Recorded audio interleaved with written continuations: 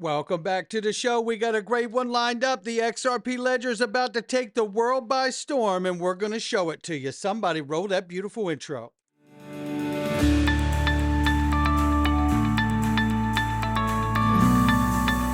Digital Perspectives with Brad Kimes. Come on in.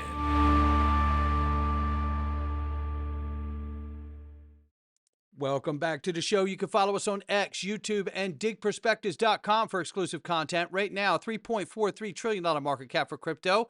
The market's off 0.1. We see Bitcoin 107,000 plus, Ethereum 2,400 plus, XRP number 4 spots $2.21. We're up 1.1 on the 24 and up 3.4 on the 7-day. Range of price very quickly between 217 and 221. So we're at the top side of that range. We will keep an eye on it. Ladies and gentlemen, I tell you about all the different places that I keep my crypto, and this is one of them. It's Caleb and Brown, ladies and gentlemen, and DAI and myself have come together to bring you a link underneath this video so you can open up your free account and get one flat rate, ladies and gentlemen. Yes, one flat rate. And let me tell you something. Look, if you're first of all, you guys know since day one, I've kept my assets split up, and you know where I'm at. I'm on different platforms. This is one of them. You can go to XRPwealth589.com and sign up and open your free account today as well. And let me tell you something. This is what you get. Institutional grade custody, no charge. You get no hidden fees, no hidden spreads. One flat rate, that's all it is. And if you're in and out of a lot of tokens, or you plan to be over your portfolio's career and history, then you want to be on this platform. Not to mention multiple layers of security, which are needed on any platform. And you can also set special restrictions to your personal account because you can talk to a human customer service rep or an actual broker. If you want to speak to a broker about your market orders, this is the kind of comfort and white glove service that I've been looking for. I found it here, and I absolutely am so excited. That's why we're telling you about it. XRPwealth589.com, in case you ride in the car or at work or at a lunch break or something. Just make sure you check it out. Open up your free account. You will love it, no doubt. Look right here. This is the latest. U.S. Secretary of Treasury Scott Bessent says the U.S. will never default on national debt, on its national debt. And I love hearing that because we don't want to see that. And then here we're seeing that big, beautiful bill finalized. One big, beautiful bill by July 4th. Really? Let's take a listen. I would just add, had a very successful lunch meeting with the senators. I think that we are on track for hopefully for a vote this Friday for July 4th for the tax bill. President is doing peace deals, tax deals, trade deals, so he's done a peace deal. I think we'd have the tax deal done by July 4th, and then we can finish with the trade deals. Listen, that is a big, big moment. Think of it, July 4th, just a couple weeks away here, and we see the big bill going through at the same time that you're about to find out what's going on with the Genius Act in the House and market infrastructure. Oh, just you wait. We're going to get you there. We're going to get you there. Love it or hate it, he says. This is Dom from EZA. Shout out to Dom and Phil. Well, these guys are just relentless. I'm almost convinced more and more that they run on batteries, because I don't know how anybody, of course, they're still younger. So there's a large part of the answer. How these guys keep the pace and momentum to go around the world the way that they're doing to increase adoption in this ecosystem is absolutely a marvel. No question. Not to mention that they're really good guys too. President Trump's True Social files for Bitcoin and Ethereum ETF with New York Stock Exchange. Love it or hate it, Trump wouldn't be doing this if he didn't think crypto was headed much, much higher. And that's the simple math on it. And see, that's what I love. This is fundamental news right here, right? Not technical news. That's what the charts are. Fundamental news is when you see partnership announcements, expansion of products and services, things of that nature. Exactly what you're seeing here. And this is what really drives me as an investor. And that's why I love fundamental news over anything else. Now, I do love the technicals too, but I love the fundamental news primarily because that's what's happening every day. Boots on the ground. Speaking of boots on the ground, subcommittee on digital assets hearing happening yesterday. And we see they're exploring bipartisan legislative framework from digital asset market structure in the Senate. The Senate, excuse me, almost put a T where it didn't belong there. In the Senate. And let's listen to what's going on in the Senate here from CNBC. We're getting new details on a crypto regulation framework out of Washington. Emily Wilkins joins us with more on that. Emily, good morning. Good morning, Becky. Yeah, well, CNBC got an exclusive first look at what could be the biggest crypto bill of the year coming out of D.C. Banking Chairman Tim Scott, along with Senator Cynthia Lummis, introduced a framework today for a piece of legislation that would really provide the rules of the road for crypto and other digital assets. Now, this framework includes things like a definition of digital assets, when they would be regulated as a security versus as a commodity. The framework for the bill commits to reducing regulation, and it also says that there is a need for a small common sense package of measures directed at things like preventing money laundering and sanctions evasion.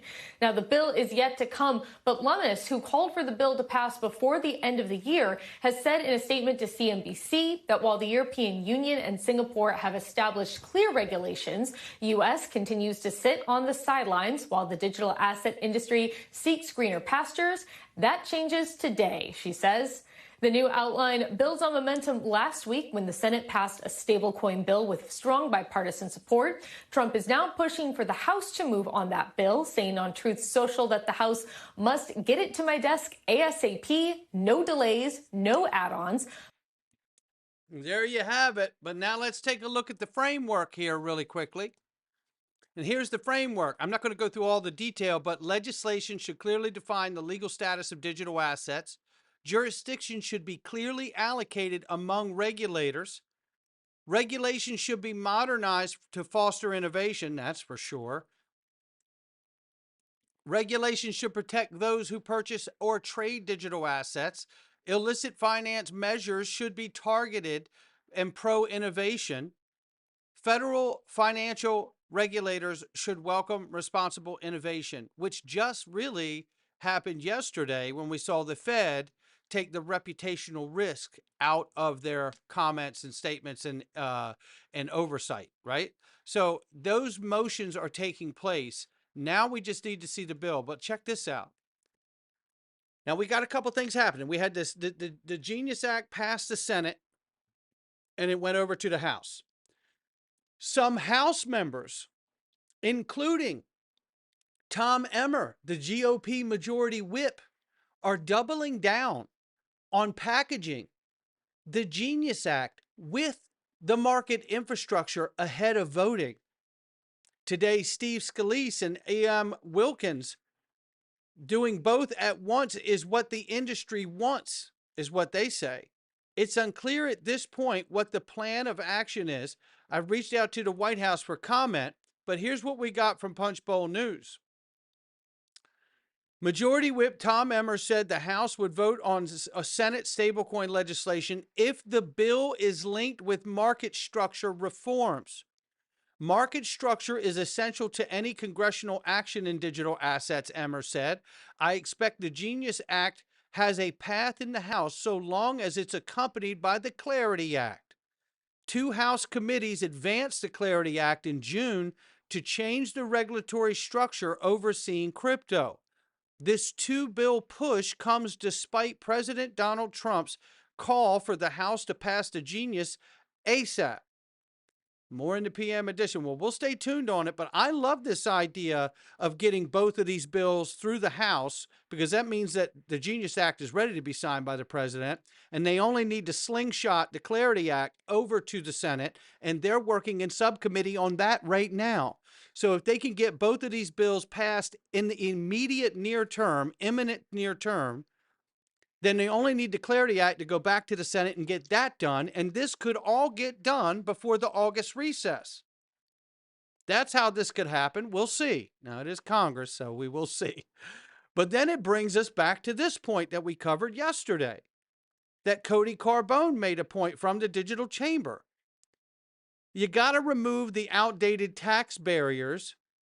These burdens weren't passed by Congress, but by agency guidance, and it's time to reverse them. I absolutely agree with this. Senator Cynthia Lummis here, former Congressman Mike Rogers talk about passing an exemption to allow Americans to use Bitcoin for small everyday purchases without triggering burdensome tax reporting. That's right. They need to bring utility to Bitcoin, even though the transaction speed is still about 7 to 10 transactions per minute. That, or second, whatever it is, per second. Even that is still sad. Let's call it per second. It's still sad. It's very bad, right? Nonetheless, I do believe we should be moving to a zero cap gain structure on these things that can be used for payments. Who in the world is going to want to make payments with an asset you're going to get hit with cap gains on at the end of the year? That doesn't make any sense. And there is that promise from the campaign and the administration about doing exactly that. Take a listen to Christian Carlos. Crypto Council and perhaps capital gains relief for digital asset transactions. Capital gains relief for digital asset transactions. A crypto council and perhaps capital gains relief for digital asset transactions. What we have to be careful with these bills and legislation going through is that they don't work out something where just the financial providers and payment providers and banks and institutions get zero cap gains, but then they want to hit us, retail folk, with cap gains. That's what I don't want to see, is a one-sided equation, either for everybody or figure something else out. Whatever they do, I feel like it should be for everybody, regardless of the impact of financial institutions. But nonetheless, I don't get to write and pass legislation, so we'll see what comes of it. But speaking of legislation, huge news, European Central Bank official documents reveal XRPLedger as the tech backbone for Axology's distributed ledger technology. Go figure. Look at this. Node sends asset amount right here, operational wallet to create escrow wallet, which uses XRP payment transaction. Hello. Operators transfer amount from asset from escrow wallet to final investor wallet using XRP payment transaction, thus finalizing DVP. There you have it. There it is, delivery versus payment. Look, it's unbelievable to me because you're like, that's the ECB, baby. That's what that is. Primary issuance of debt securities and settlement on Axology's DLT, TSS, and using WCBDC. There it is. It's all right there. See, it's a multi-chain world after all, right? This is what we're saying. And then look, just look at the proliferation of stablecoins. This is back in June of 24 from VET. Interesting fact. Bitstamp has the following stablecoins already issued on the XRP ledger: USD, Euro, Japanese yen, British pound, Australian dollar, and the Swiss franc. How about that? Robinhood now also has the tech infrastructure to list XRPLedger issued tokens as well. Now, this is from June of last year, a year ago. And then the reminder, too, that we have the real USD, the USDC, the Singapore stablecoin, and two European stablecoins, the EuroP and the EuroCV, as well as a stablecoin in Brazil. Again, add in all of these, and that's what the world is going to look like. All of the world's money on the XRP ledger, you know, the world exchange. That's what we're talking about. And why would I say that? Because we know that the global FX market equals $7.5 trillion per day.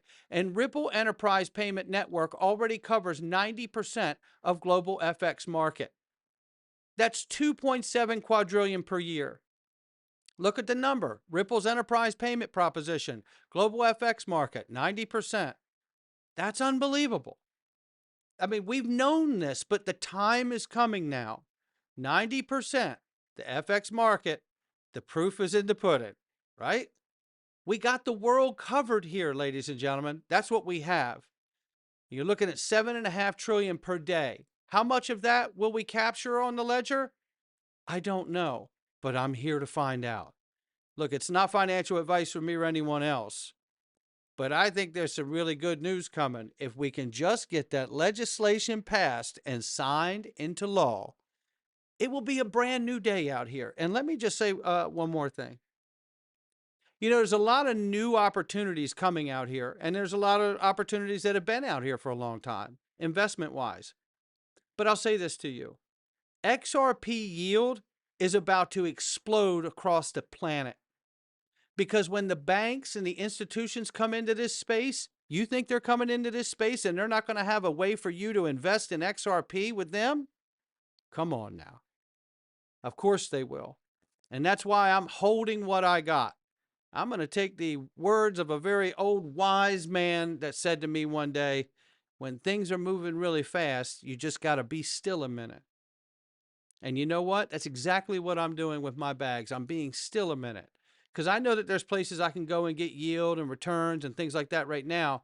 But I want the market to move, and I want the market to be defined by legislation so I can truly understand what opportunities are before me once that moment has occurred. And then when that moment has occurred, I'll know at that point what my best options are, because there will be more options than ever before in the history of this space. Not financial advice from me or anyone else. I'll catch all of you on the next one.